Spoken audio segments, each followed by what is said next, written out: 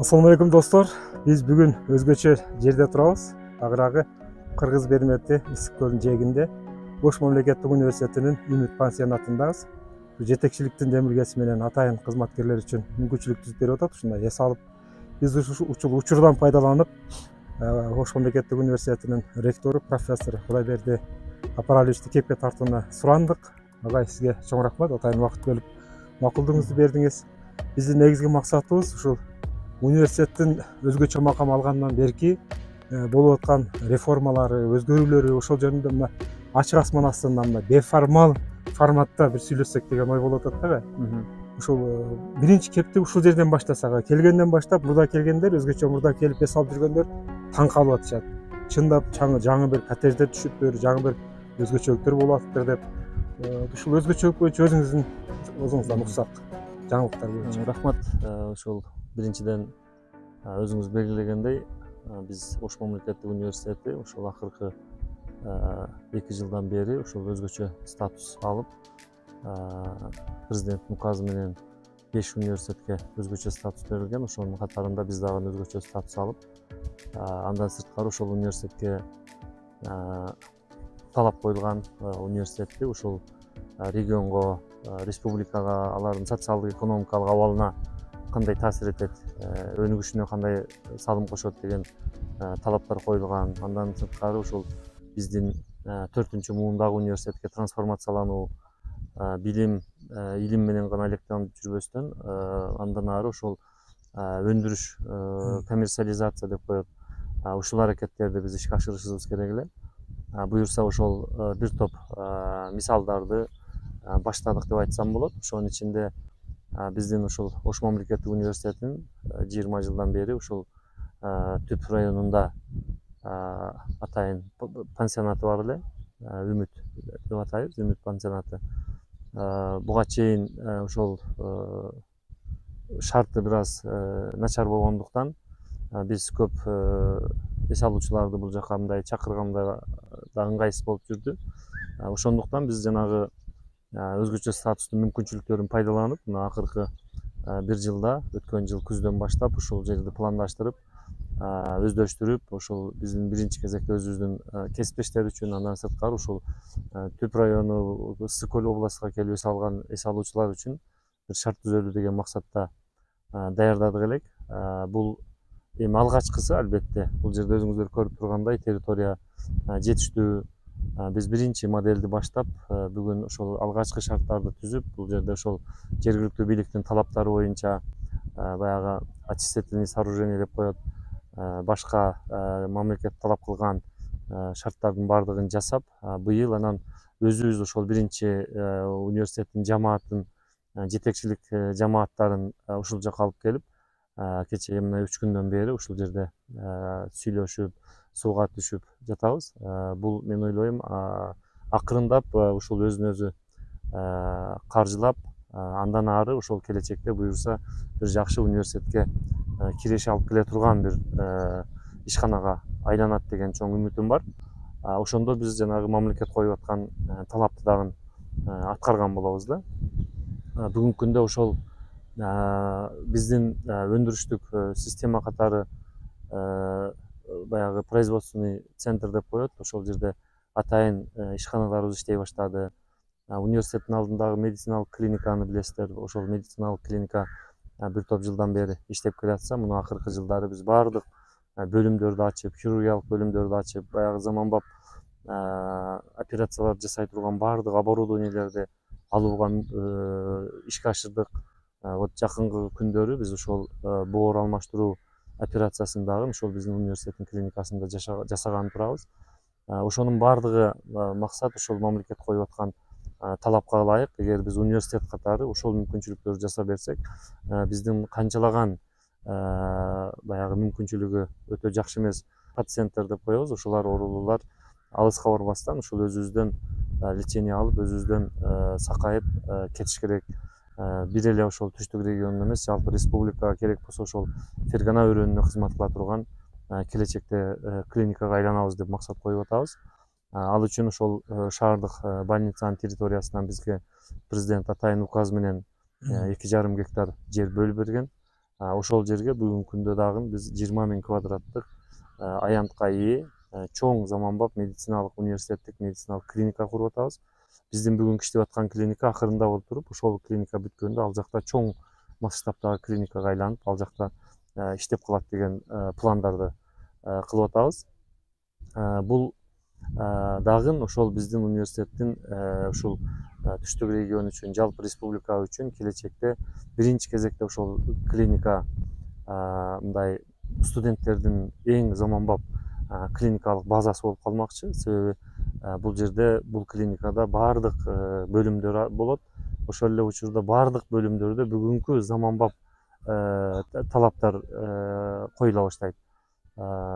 Себеби заманбап оборудование болсо гана биздин врачтарыбыз заманбап адис болуп чыга алат да. Ошондуктан бизде ошто албетте жанагы материалдык техникалык практикалык база студенттер үчүн кеңири, бирок баардык эле мамлекеттик больницаларда бүгүнкү заманбап техника оборудованиелер жок болгон учурлар бар да. Ошол эле учурда биздин студенттер баардык больницаларды шаардын ар жеринен кыдырбастан ошол бир клиниканын ичинде баардык мүмкүнчүлүктү алып, ошону алып кеткенге чоң мүмкүнчүлүк түзүлөт. Бул эми ошол биздин бир эле мезгилде мыкты заманбап практикалык база, ошол эле учурда регион үчүн заманбап больница болуп калмакчы да. Ошол эле сыяктуу биз акырындап мына ушул сыяктуу зона отдыхаларыбызды ар бир факультет, ар бир институт, ар бир структура өзүнүн алдында өзүнүн багыты боюнча ушундай ишканаларды ачыш керек. Илимий багытта дагы биз ошол университеттин каражаттын эсебинен бүгүнкү күндө ошол илимий долбоорлорго акча бөлө баштадык. Мына 3 жылдан бери миллиондогон акчаларды биз бөлүп атабыз. Ал жердеги негизги критерий дагы ошол биздин темалар, илимий долбоорлордогу приоритет ошол региондогу кайсы бир проблеманы чече турган илимий темаларга биз приоритет берип атабыз да. Мисалы ошол эле Өзгөн районундагы, мисалы Жалпакташтагы илгери болгон селден кийинки жер кыртышын калыбына келтирүү боюнча илимий долбоор бар. Ошол долбоорду каржылап бүгүнкү күндө канчалаган гектар жерлерге ошол башка дарактарды өстүрүп, жаныбарларды өстүрүп дегендей ошол мурдагыдай калыбына келтирип, керек болсо ошол жерде дагы бир чоң доход алып келе турган мүмкүнчүлүктөрдү түзөлү деген аракет болуп атат да. Ошол эле сыяктуу башка илимий долбоорлордо дагы баардыгынан ушундай талап кылып атабыз. Анан жыйынтыктарыны сөзсүз баягы эл аралык деңгээлде таанылган журналдарга публикация болуш керек. Азыр баягы айтып аткан Scopus базасында бар илимий журналдарга эгер публикация болсо, биз аларга өзүнчө дагы мотивацияларды жасап, акчаларды төлөп атабыз да. Максатыбыз негизги ушул мамлекет коюп аткан, бизге коюп аткан максат бул дүйнөлүк рейтингге кирүү деген талап коюлган. Биз ушул эң ошол дүйнөлүк рейтингдин негизги критерийинин бири болгон бул илимий жетишкендиктер, ошол университеттин илимий потенциалы. Экинчи жагы ошол академиялык репутация деп коет. Ушул эки багытта биз чоң аракеттерди жасап атабыз. Ушул рейтингге баардык жасаган ишибиз ушул рейтинг менен байланышкан. Ушул рейтингге өбөлгө түзө турган аракеттерди кылып, ошого ким салым кошсо, жөнөкөй кызматкерден баштап ректорго чейин ар бирини ошол кызматына жараша мотивациялоо механизмин жасадык да. Себеби бул дүйнөлүк рейтингге кириш үчүн ар бир окутуучунун аракети эң негизги зарыл болуп эсептелет. Биз ар бирини ошол критерийлер боюнча ким кандай салым кошсо, мисалы ошол Scopus базадагы журналга макала чыгарса, биз бир жолку ошол эле учурда атайын электрондук карточкаларды толтуруп, ошол жерден балл чогултса өзүнчө кошумча айлык акы төлөп, акырындап биз баягы ар бир кызматкердин, жетекчинин ошол жасаган кылган ишине жараша дифференцирленген айлык акы төлөө режимдерине дагы өтүп атабыз да. Ошонун баардыгы акырында келип биздин ошол дүйнөлүк рейтингде өзүбүздүн университетти көрүш үчүн болуп атат. Бүгүн быйылкы жылы жетишкендик катары ошол QS Star деген изилдөө бар. Ошол QS рейтингинин изилдөөсү, ошол изилдөөдө аркыдан өтүп, биз максималдык 5 жылдыз болсо, биз 4 жылдызга ээ болдук. Бул ошол биздин дүйнөлүк рейтингге киргендеги мындай алгачкы биздин ийгиликтерибиз деп айтсам болот. Буюрса дагы аракет жасап, ар бирибиз аракет кылып отуруп, биз ошол жактан көрүнө турган болсок, биз мына коомчулуктун алдында, мамлекеттин жетекчилигинин алдында жалпы эле ушул университеттин өсүп өнүгүүсү үчүн ишибизди алдыга жылдырабыз деп атабыз. Эми албетте быйыл 85 жылдык юбилейибизди өткөрдүк. Бул тарыхый окуя болду деп айтсам болот. 80 жылдык юбилей учурунда биз пандемия мезгилине туш келип калып, онлайн өткөргөнгө туш келген, көп нерсебизди толук бере албай калганбыз.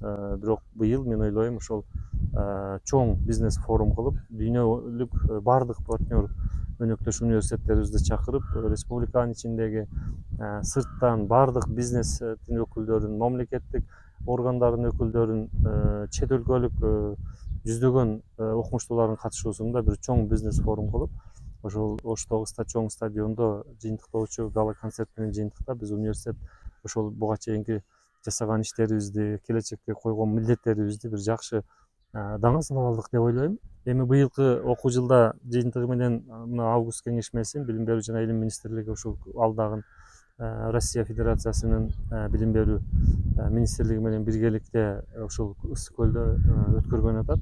Быйылкы август кеңешмесине ушундай бир жакшы ийгиликтер менен келдик деп айтсам болот. Буюрса жаңы окуу жылга биз мына окуу процесси менен байланышкан ошол окутуунун сапатын дагы көтөрүү, студенттердин потенциалын жогорулатуу, мугалимдердин потенциалын жогорулатуу, университеттин инфраструктурасын кеңейтүү боюнча жалпы чоң пландарыбыз бар. Буюрса жаңы окуу жылдан аларды дагы улантабыз. Агайымда мамлекет өзгөчө макам берип, абдан жакшы айтып кеттиңиз. Артынан бир топ талаптарды койду да, ошол жерде эми албетте жетекчиге мындайча айтканда чоң бир жаңы проблемаларды чечүү үчүн чоң бир түйшүктөр пайда болот. Ошол эле учурда азыр сөзүңүздөн байкап атам, жамаатка сиз көбүнчөсү мотивация бере турган метод менен жаңылыкты киргизгенге аракет жасап атыпсыз да. Ошол структуралык өзгөрүүлөр жөнүндө айтсаңыз, кандай университетте бир жаңы бир структуралар өзгөрөт, башкаруу административдик принциптерде кандай методдорду колдонуп атасыз? Биз азыр ошол бизге мамлекет талаптарды койгондон кийин ошого жараша биздин ар бир индикатор боюнча ишке ашырыш үчүн ар бир жетекчинин аракети, ролу мугалимге чейин абдан маанилүү да. Эгерде кайсы бир жерде пробел болуп, кайсы бир жер буксовать этип калса, ал сөзсүз биздин жалпы деңгээлибизге ошол эле рейтингге кирүү үчүн мындай убактыбызды кечиндете турган болуп калды да. Анан мен анализ жасап көрүп, ошол көпчүлүк учурда баягы утуру ректор, проректор, декандар, кафедра башчылары деген системаларды биздин буга чейинки колдонуп келген баардык нормативдик документтерди кайрадан карап чыктык.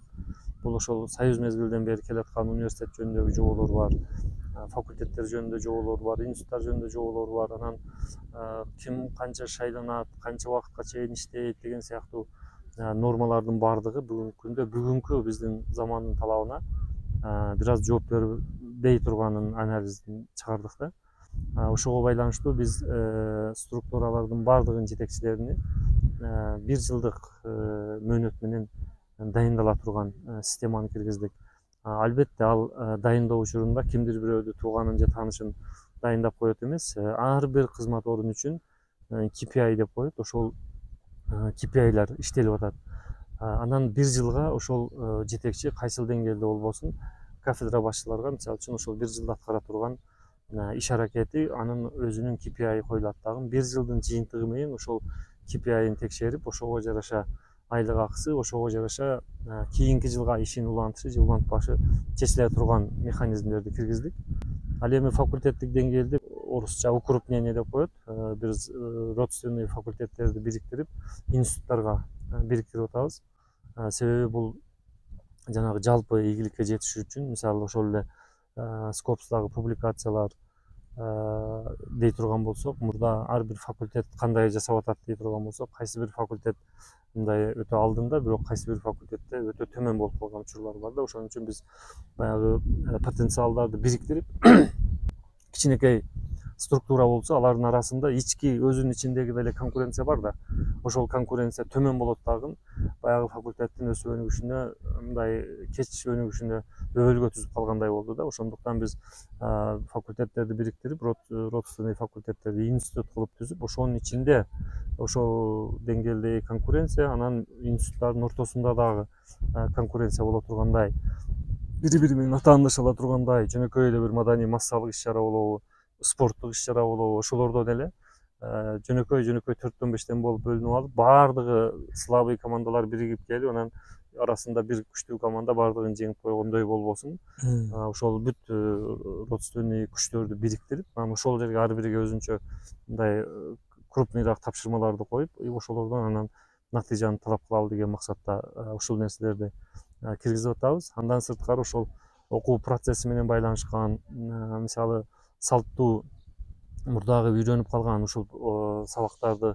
окуйсуң же болбосо биздин ошол 30 жыл мурун кайсы предметти окусак дагы эле ошону окуй береби, бүгүнкү эл аралык тажрыйбада кандай нерселерди окуйт, ушуларга байланышкан мына окуу пландарын түзүү учурунда биздин ошол эле рейтингке кирүү үчүн туруктуу өнүгүү программасы дегендер бар. Ошол туруктуу өнүгүүнүн критерийлеринин аткарылышы деген бар. Биздин ар бир окуган жаштарга окуткан предметтерибиз ошолорду калыптандырууга байланышкан болуш керек деген талаптарды киргизип, көпчүлүк учурда ошол факультеттерге, институттарга биз өзүнө атайын окуу методикалык комитеттер түзүлүп, ошол деңгээлде ушул талаптарды аткара турган программаларды өздөрү сунуштай турган. Ошол эле учурда ошол программаны түзүүгө студенттердин катышуусун камсыздай турган.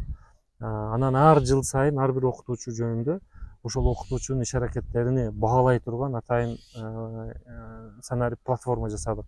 Мисалы бир окутуучу ошол бир жылдык жасаган иш аракеттеринин баардыгын ошол жерге толтурат дагы окутуучулардын баардыгынын рейтинги чыгат. Ошол рейтингке карап туруп анан окутуучулардын баягы кийинки жылкы контракт түзбөбү деген сыяктуу маселелерди алып чыгалы дегендей окутуучулар ошол баардык багытын иш аракетин ушул студенттерге жагуу, ошолорго бир канааттана турган сабак өтүү гана максат боло тургандай почваларды түзөлү деген аракет болуп атат да. Себеби көпчүлүк учурда студенттер бир экинчи пландагы, окутуучулар биринчи пландагы киши болуп, окутуучу эмне десе ошол болот, окутуучу эмне десе ошону аткарат, окутуучу доминировать этип кеткен учурлар абдан көп болгон. Бүгүнкү күндө ошол окутуучунун канчалык доминировать этип, канчалык кадыр барктуу, канчалык жогору болушун көбүнчө ошол студенттер аныктай турган механизмдерди киргизип атабыз да. Мисалы окутуучунун деңгээлин, аткарган иштери жөнүндө баалоо учурунда албетте баягы өзүнүн ар бир жасаган ишиге балдар берилет. Ошонун ичинде баягы студенттердин ал окутуучуга канааттануусуга мындай басымдуу көбүрөөк балдар берилет да. Ошондуктан бул акырындап биз ушул окутуучулар керек болсо ар бир сабагынын жыйынтыгы менен студенттерден менин сабагым бүгүнкү сабагымга канааттандыңарбы, эмнени дагы эске алышым керек деп алардан сурай турган деңгээлге акырындап жетели деген максатта. Жалпы эле университетте санариптештирүү этабы бизде 11-жылдардан башталган, бирок бүгүнкү күндө ушул кагаз менен жасалган баардык иштерибиз дээрлик баардыгы санарипке өтүп бүттү. Ошол эле учурда бүгүнкү окутуучулардын ошол рейтинги болобу, студенттердин опросниги болобу, окуу планы болобу, канча университетте кагаз болсо ошонун баардыгы бири-бири менен түздөн түз жолукпастан баягы электрондук формада бекитип ала турган мүмкүнчүлүктөрдүн баардыгы түзүлдү да. Мисалы студенттер үчүн ошол студент деген мобилдик приложение, окутуучулар үчүн окутуучу деген мобилдик приложение аркылуу баардыгы бири-бири менен байланышып турган механизмдерди муну биз мактанып айта алабыз. Ошол республикадагы эң мыкты, керек болсо эл аралык деңгээлдеги эң мыкты санарип университетке айландык деп айтсам болот да. Ошондо жалпы студенттерибиз болобу, окутуучуларыбыз болобу мындай бир чыгармачылык менен ошол сабактын сапатын, окуган студент окуусунун сапатын көтөрүүнүн гана үстүндө элек боло турган, жөн эле кагаз ташып, кагаздарды чогултканда формализмден кайтып, мисалы окутуучунун отчету, кафедранын отчету, факультеттин отчету дегендер дагы цифралар менен гана жанагы KPI сыяктуу жооп берилип гана мындай аткарылды, мындай деген гана болот. Жалпы университеттин отчетуга дагы кыска чыга турган кылып, ошол онлайн цифровой платформалар аркылуу чечип атабыз да. Бул ошол биздин реалдуу кылган ишибизге карап бааланып, кылган ишибизге карап жаңы окуу жылга жыл сайын чечимдерди кабыл алганга мүмкүнчүлүк түзүлөт. Бунун баардыгы биз ошол өзгөчө статус берилгенден кийин бизге академиялык эркиндик берилип атат, бизге финансылык эркиндик берилип атат, бизге ошол башкаруу эркиндиги берилип атат да. Ошондуктан биз ушул модельдерди ичибизде жоболорду иштеп, ошолор аркылуу ишке ашырып атабыз да. Бул максат, эгерде биз ушул нерселердин баардыгын ийгиликтүү ашыра турган болсок, өзгөчө статустагы университеттер, келечекте баардык университеттерге министрлик тарабынан ушундай жоболор бекитилип, баардык университеттер ушундай эрежелер менен иштеп калыш керек. Ошондуктан мен өзгөчө ушул академиялык эркиндикке көңүл буруп атам. Илгеркидей билим берүү стандарты мамлекеттен бекилген баардык кагаздардын баардыгы өзүбүзгө берилген. Биз өзүбүз ошого бир жаңы моделдерди сунуш кылалы деп ушундай аракеттер болуп атат. Мына 85 жылдык жана жогоруда айтып кеттиңиз, ошол 85 жылдык юбилейдин алкагында бизнес форум өттү дагы. Ошол дагы сырттан келген конокторго, жергиликтүү ушул жерден коомчулукка бир таң калыштуу бир мындай бир жаңылык катары кабыл алынды да, бизнес форум. Ал жерде мамлекеттик органдар, университет, анан ушу экономика секторунда иштеген ишкерлердин бүт баарын бир жерге отургузуп, ошол жерде бир жакшы бир аңгемелешүү болду да. Бул бизнес форум канчалык деңгээлде өзүнүн бүгүнкү күндө көтөргөн максатына жетти деп ойлойсуз? Ошол форумда негизги максат эмне эле? Адатта билесиз, юбилей дегенде конокторду чакырып, анан олор куттуктап, белектерин беришип, бири-бирибизди мактап тарап кете турган көбүнчө иш-чара да. Анан биз бул юбилейди андай эмес, биз ошончо кишини чогултуп аткандан кийин ошол ар түрдүү чөйрөлөрдүн башын бириктирип, бир жакшы талкуу кылалы деген максатта ошондой бизнес форум деп атап. Экинчи жагынан баягы билим берүү болсо, билим берүү системасы эле өзү жолугуп алып, өздөрү мактап кетип калган учурлар көп. Анан мисалы өндүрүш билим берүүдү көп айыптайт. Билим берүү болсо өндүрүштү айыптайт. Мамлекеттик органдар өзүнчө дегендей проблемаларыбыз бар да. Ошон үчүн ошолордун баардыгынын башын бириктирип, бир площадкага отургузуп туруп, давай бири-бириңе болгон претензияңарды бир жерде айткыла деген максат болду да. Бул эми экинчиден баягындай бирөө да чыгып презентацияларды жасап доклад окуган жок. Баардык жерде ушул талкуулар, атайын спикерлер алдын ала суроолорду жиберип, анан бири-бири менен талкуулашып, мындай бир максатка жетти деп ойлойм. Себеби ошол жерде мисалы үчүн университеттин жетекчилерине бизнестин өкүлдөрү кадимгидей мына биз мындай нерсени каалап аттык элек, силер бул нерсени бере албай атасыңар дегендей суроолорду беришип, университеттер бизнес чөйрөсүнө силер эмне керек экенин бизге айтпай атпайсыңарбы? Силер бизге ошону айткыла, биз анан ошону даярдайбыз дегендей аябай бир бурный талкуулар болду. Кийин дагы көп жерлерге бардык, көп кесиптештер менен жолуктук. Мындай биз эми өзүбүз баа бербей, ошол сырттан ушунун мындай бир абдан жакшы пикирлерин айтып атышат да. Ошондуктан мен абдан мындай бир максатына жетти деп ойлойм. Бул эми жанагы кайра эле келип биз алып уюштурганыбыздын максаты ошол академиялык репутация деп коет. Биздин ошончо киши келип, ошончо киши университет жөнүндө маалымат алып, кечээ эле мына Ташкентте кыргыз-өзбек ректорлордун экинчи форуму болду. Ошол жерге катышып отурсак, мисалы Өзбекстандан келген баардык делегация коллегалар келишип, мына биз кечээ силерге форумга бардык, юбилейге бардык, Ош мамлекеттик университети мындай деп, уже башка көз караш, бизге болгон мамилеси такыр башка экенин мен байкап абдан сүйүндүм да. Бул ошол жалпы эл аралык деңгээлде биздин университеттин репутациясын көтөргөнгө абдан жакшы жардам берди. Мына ушул сөз баштап калдыңыз. Эл аралык кыргыз-өзбек ректорлордун форумунун алкагында сизге атайын убакыт ажыратылды да. Ошол университеттердин экономикага, бизнеске жасаган мамилеси, түзгөн мүмкүнчүлүктөрүнүн тегерегинде сөз сүйлөдүңүз. Ошол докладыңыз жөнүндө айтып берсеңиз. Университетти башкаруу деген секцияда мен доклад менен чыктым. Ал жердеги негизги тема ушул жана мен жогоруда белгилеп кеткендей, университеттер ошол союз мезгилинен баштап окутуу гана функциясына ээ болуп, мамлекет берген акчага студенттерге билим берип гана келген да. Азыр биздин жанагы университеттердин миссиясы, функциялары көбөйүп, 4-муундагы университет болгула деп, анан биздин азыр мен көп жерде айтып аткан ошол билим, илим, өндүрүштү бир айкалыштырган жогорку окуу жайлар дээрлик мисалы үчүн көптүгү жерде жок да. Себеби ошол эле Өзбекстандын университеттери үчүн бул жаңылык болушу мүмкүн. Себеби аларда өндүрүштү өзүнчө калтырып, алар университеттерге дагы эле көбүнчө жаңгы окутуу миссиясын калтырат. Мен алып чыккан тема ошон үчүн баардык университеттер үчүн абдан кызык болду да. Себеби биз көп жерде, кайсыл жерге барсак азыр мына 4-муундагы университетке трансформация болуш керек, ал деген мына үчөөнү айкалыштырыш керек, билим, илим, өндүрүш, коммерциализация деп айтып атышат, бирок конкретно бир университет ушунун алкагында мына живой пример, бир мисал көрсөткүлөчү дегенде мен уга элекмин да, көрө элекмин. Мен ошого атайын биз ошол багыттагы биздин эң жөнөкөй болсо дагы мисалдарыбыз төмөнкүлөр деп биз ушул университеттин алдындагы өндүрүштүк борбордо тигүү цехи менен байланышкан. Мисалы ошол тигүү цехи иштеп атат. Ошол эле учурда студенттер ал жерге келип дуалдык системанын элементтерин колдонуп окуганча үйдөнүп иштеп айлык таап атат деген модельди мына мен ушуну жөнөкөй ошол багыттагы бир мисал катары деп көрсөттүм. Ошол эле медициналык клиниканын мисалы ошол сыяктуу мисалдарды көрсөтүп биз мына биринчи кадамдарды таштап атабыз. Демек муну будан нары улантып университет бир гана студенттердин контрагынан гана акча таппастан ушундай өндүрүштөрдү иштей баштап ар бири өзүнүн окуткан нерсесине карата бир нерсе өндүрүп ошону сатып ошодон дагы университетке киреше алып келсе болот деген мисалды айтканга аракет кылдым да. Мен ойлойм ошол жердегилер абдан жакшы кабыл алышты. Албетте бул жетекчилердин жолуккан жеринде ар биринин айткан докладдарынан биз дагы мисалы үчүн башка доклад кылган кишилерден мен өзүмө мисалы үчүн көп нерселерди алдым. Бул абдан пайдалуу. Быйылкы кабыл алууда ушу мамлекет тараптан жаңы мүмкүнчүлүктөр, жаңы бюджеттик орундар берилди деген маалыматты угуп атабыз. Ошол жөнүндө өзүңүз кенен айтып берсеңиз. Быйыл ошол жылдагы эле эреже менен кабыл алуу кампаниясы башталды.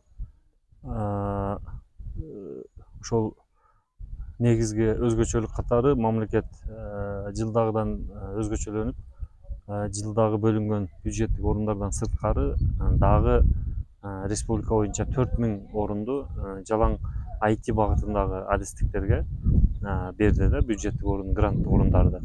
Алардын ичинен биздин Ош мамлекеттик университетине кошумча 500 орун, ошол гранттык орун IT адистиктер үчүн кошумча берилди.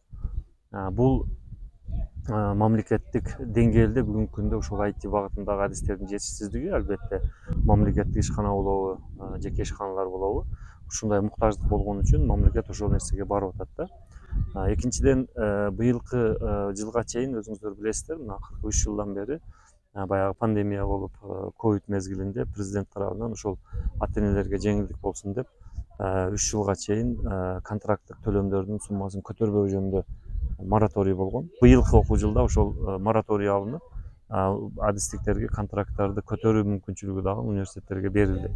Ошол эле учурда мамлекет тарабынан ошол 4000 орун гранттык орунду берди. Бул ошол баягы кээ бир мүмкүнчүлүгү контракт төлөп окуганга мүмкүнчүлүгү жок балдардын баардыгы үчүн ушул IT багытындагы адистерде бюджетке окууга мүмкүнчүлүктөр ачылды деп айтсам болот да. Университетте бүгүн баягы жыл сайын окутулуп келген IT адистиктерден сырткары ошолорго бюджеттик орундардын саны көбөйдү. Андан сырткары жаңы ошол биз юбилей мезгилинде министрлер кабинетинин төрагасы, билим берүү жана илим министри, Кыргызстандагы Кытайдын элчиси катышып, атайын ошол келечек муундагы хаб деп аталган борбор ачканбыз. Бул ошол робототехника боюнча кытайдык компания менен биргеликте ачылган борбор болуп эсептелет. Бул биз жаңы окуу жылга ушул робототехника боюнча бакалаврларды кытайлык университеттер менен биргеликте даярдайбыз деп пландаштырганбыз. Ошол жанагы бюджеттик орундардын мүмкүнчүлүгү менен ушул жаңы ачылган адистикке дагы 50 орун ошол бюджеттик орун берилди. Биз ушул робот багытындагы адистерди даярдабасак, себеби бүгүн эртең ушул Кыргызстанга деле роботтор келип, роботторду иштетүү мүмкүнчүлүгүн билген биздин жаш кадрлар жок болуп калышы мүмкүн да. Ошол багытта бул өтө зарыл. Андан сырткары маалымат коопсуздугу деген адистигибиз бар эле. Жыл сайын ушул жалаң контракттык орундар болгон үчүн көпчүлүк учурда тапшырылбай калып, эл анча түшүнбөй аткан.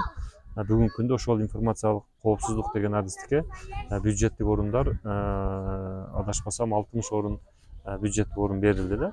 Ошол орундар аркылуу биз бүгүнкү күндөгү эң актуалдуу маселе ошол информациялык коопсуздук болуп калды. Себеби мамлекет тарабынан ошол бардык ишканаларды санариптештирүү, толугу менен санариптештирүүгө өтүү талабы коюлуп аткандан кийин кичинекей ишканадан баштап чоң ишканаларга чейин бардыгында бүгүнкү күндө бир толгон токой маалыматтардын базасы чогулду. Ошол маалыматтарды жоголуп кетүүдөн сактоо, коопсуздугун кармоо өтө бүгүнкү күндөгү актуалдуу маселе да. Ошондуктан ушул багыттагы адистиктерди даярдоо үчүн ошол маалымат коопсуздугу адистигин дагы быйла ошол бюджеттик орундар кабыл алынат. Мүмкүнчүлүктөн пайдаланып мен ушул жаңы багыттагы адистиктерге дагы студенттерди, абитуриенттерди тапшыруусун мен чакырып кетмекчимин. Биз биринчи турда дагы, экинчи турда дагы ошол эң көп талон түшкөн экинчи орунда позицияда ошол биздин университетке түшкөн талондордун саны болуп атат. Бул дагы ошол университетибиздин коомчулуктун алдында, ата энелердин алдында бир жакшы репутациясы пайда болгондун натыйжасы деп айтсам болот. Жалпы ушул жаңы окуу жылынын алдында эс алып аткан коллектив бар. Жаңы окуу жылына карата бир каалоо тилектерди азыртан баштап бир ниет кылып кое берсек.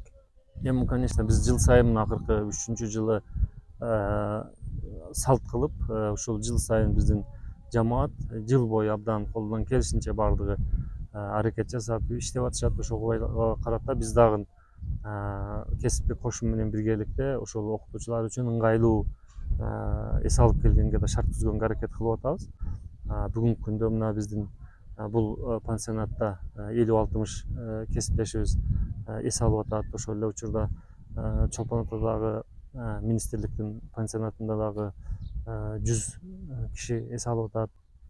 Жалпысынан башка пансионаттар менен чогуу бир 200дөн ашык 250 киши ушул жакта эс алып атат. Булар баргандан кийин дагы келишет дегендей. Ошон үчүн мен баардык кесиптештерге мүмкүнчүлүктөн пайдаланып жакшы эс алуу каалайм. Буюрса жаңы окуу жылда абдан көп амбициялык пландарыбыз бар. Ошол пландардын баардыгын ишке ашырганга биздин ошол эс алып аткан жамаат, үйүндө эс алып аткан жамааттарыбыз баардыгы салым кошот деп ойлойм. Бүгүнкү күнгө университетибиздин жетишкендиктери, ийгиликтери Кудайга шүгүр. Биз мамлекеттин ичинде республикалык деңгээлде жетекчилерибиз жакшы пикирлерин, мыкты ойлорун айтып, ошол эле юбилейге мамлекеттик деңгээлде жетекчилер барып өздөрүнүн жакшы ой пикирлерин айтышты. Биз ошол нерсенин баардыгы биз үчүн чоң мотивация болот. Анан ошол ишенимди биз аткарыш үчүн биз баардыгыбыз жапа-тырмак киришип иштешибиз керек. Бул койгон максаттарды ишке ашыруу үчүн бир эле ректор же проректорлордун күчү жетишсиз. Бул жердеги өзгөчөлүк ошол ар бир университеттеги жанагы жууп тазалаган кишилерден баштап ректорго чейинкинин ар биринин салымы болуш керек да. Ошондуктан мен жалпы жамаатка жакшы эс алуу, дем алуу каалаймын. Буюрса ошол сентябрдан баштап биз жакшы дем күч менен барып ушул максаттарды жыл бою ишке ашырабыз деген терең ишеничтемин. Агай сизге чоң рахмат, дабыл жолу ыраазычылык билдирем. Мына өткөн учурда жаңы формацияга өтүп атат университет. Жаңы формада өзгөчө макан алып бир жаңылыкты жалпы өлкөгө үлгү катары көрсөткөн миссия сиздин тагдырыңызга, сиздин жетекчилик мындайча айтканда шыбагаңыз десек да болот, чоң жоопкерчилик. Кудай таалам бекем ден соолук берсин, жаман көз жаман сөздөн өзү сактасын. Жалпы жамаат менен ушу жалпы өлкөгө үлгү болгон мыкты иштер жасай бериңиз. Рахмат. Урматтуу телекөрүүчүлөр, сиздер менен дагы көгүлдүр экранда көрүшкөнгө чейин коштошобуз. Саламатта болуңуздар.